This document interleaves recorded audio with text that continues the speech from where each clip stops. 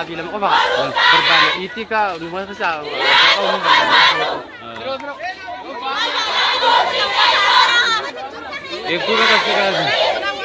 एक दो बार शिकार को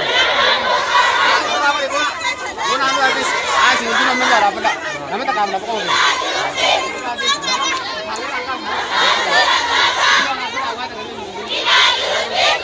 kamera bak karir te durmao dia na ham na